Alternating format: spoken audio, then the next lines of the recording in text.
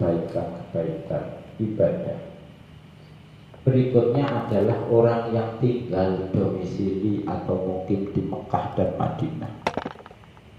Mereka terbujuk oleh Makkah, mereka terperdaya oleh Makkah. Kenapa?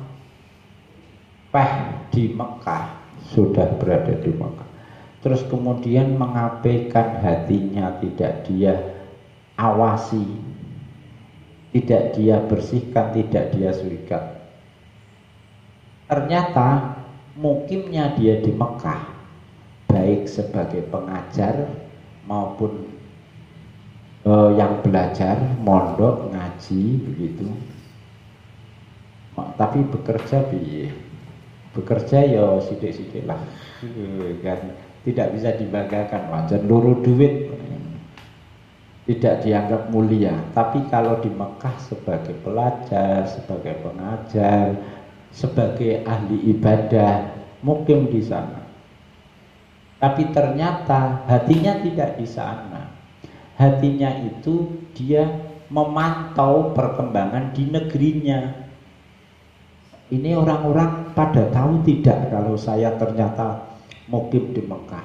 Terlalu kalau tidak tahu. Ngono.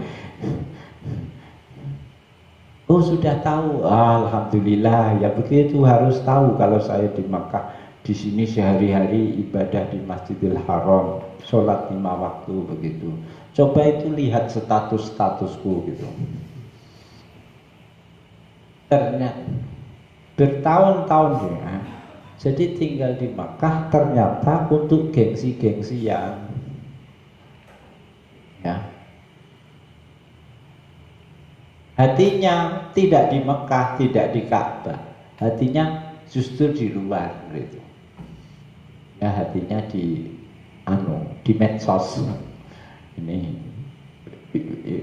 banyak ternyata yang tahu saya di sini, saya sudah ibadah begini itu.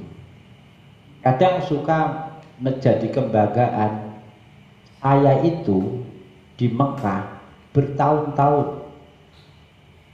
Tidak ada orang sini yang bertahun-tahun di sana kecuali saya.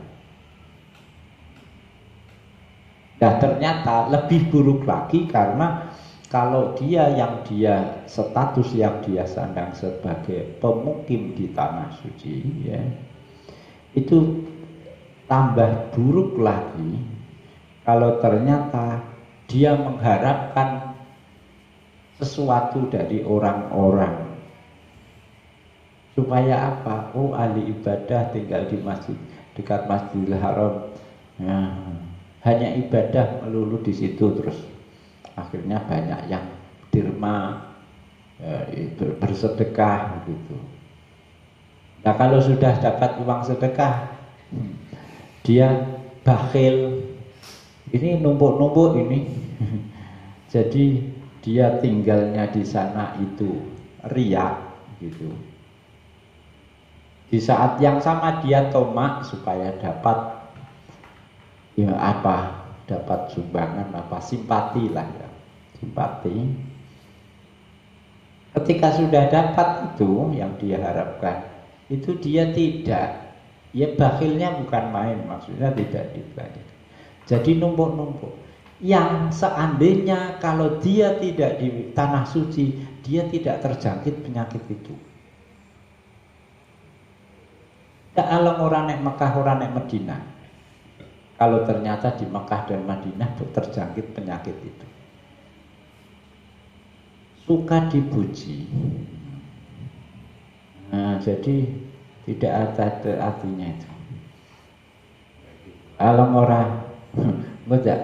alang ora sembayang timbang sembayang kepengen dipuji. Aduh, bingung meh ini. Ya kalau sembayangnya wajib dulu kan sudah dihitung. Sembayangnya wajib, karena khawatir dipuji, tetaplah laksanakan itu. Karena apa? Menimbang kalau tidak kamu laksanakan berdosa.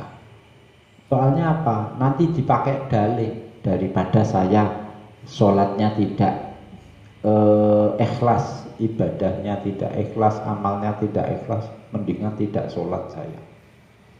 Tuh. Padahal itu wajib semua. Ya harus lakukan itu. Soalnya apa?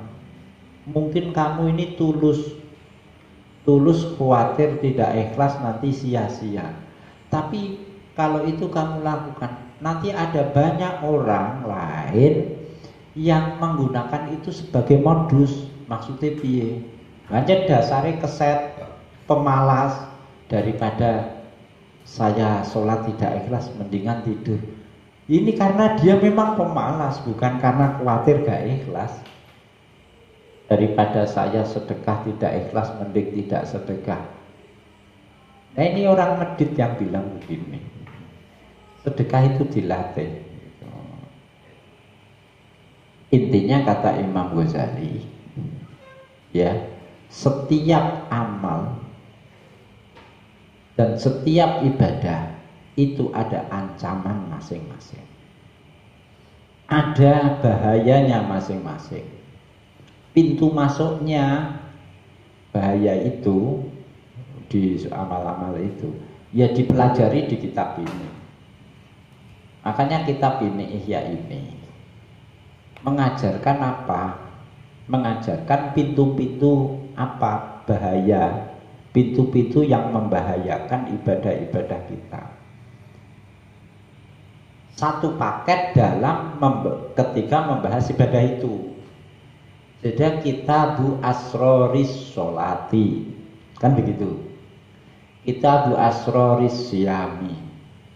Ini tidak fikih murni, tapi sudah menjangkau apa?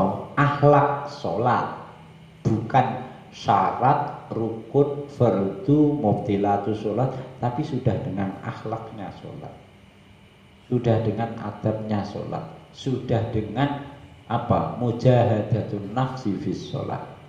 Tuh. Makanya kitab sholati Ihya beda dengan kitab sholati di kitab-kitab fikih. Kitabul Hajj juga demikian. Nah, beruntung kita ngaji ini gitu.